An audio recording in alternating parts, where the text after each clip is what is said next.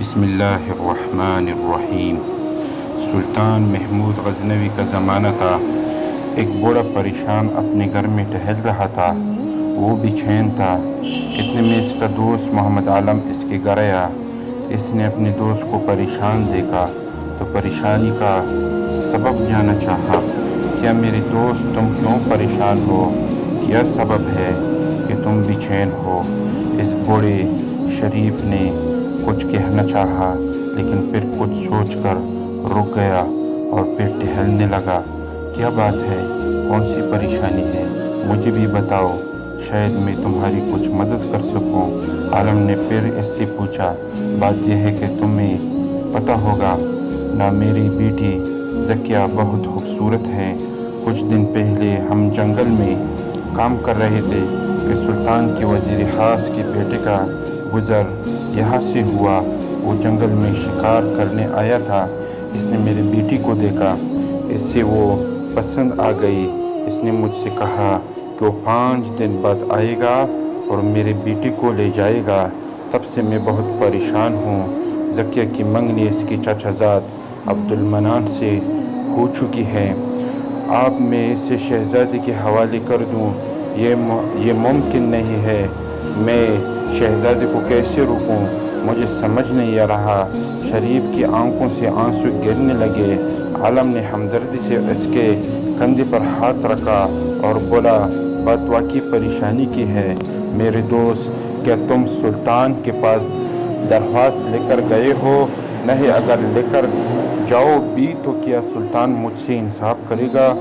اور جب سامنے اس کے وزیر خاص کا بیٹا ہو؟ ممکن ہی نہیں۔ بوڑھے شریف نے مایوسی سے کہا، نہیں، تم مایوس نہ ہو شریف۔ سنا ہے سلطان بہت انصاف پسند ہے۔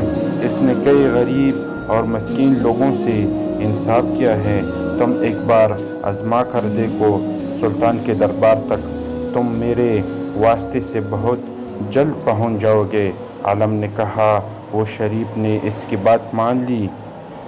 عالم کی مہربانیوں سے وہ اگلی صبح سلطان محمود غزنوی کے سامنے تھا۔ جب اس کی باری آئی تو اس نے کہنا شروع کیا، سلطان عالی جان کی مان پاؤں تو عرض کروں۔ شریف نے کہا، ہماری ایک ہی بیٹی ہے، اس کی منگنی ہو چکی ہے۔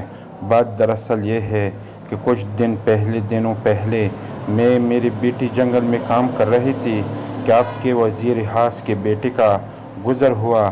اس کو میری بیٹی پسند آ گئی۔ اس نے کہا کہ وہ 5 دن بعد میری بیٹی کو لے جائے گا۔ اگر میں نہ مانا تو وہ زبردستی کرے گا۔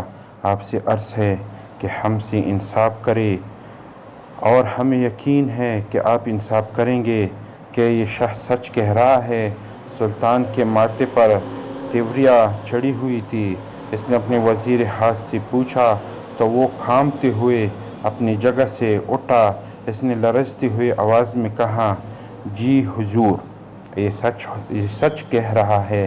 لیکن سلطان اس کی بات کو مکمل ہونے دے بغیر کہا، سپاہیوں، آج ہی اس کے بیٹے اور اسے قید خانے میں ڈال دیا جائے۔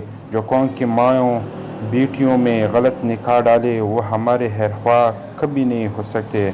عیسیوں کی جگہ قید خانہ ہے۔ سلطان کا چہرہ سلطانی جاہ و جلال سے دمک رہا تھا۔ بوڑھے شریف نے شکر گزاری سے سلطان کی طرف دیکھا۔ اس کی آنکھوں سے خوشی سے ایک آنسو گر پڑا۔ کاش ہمارے ملک میں بھی ایسے حکمران آ جائیں اور غریبوں کو انصاف مل سکے۔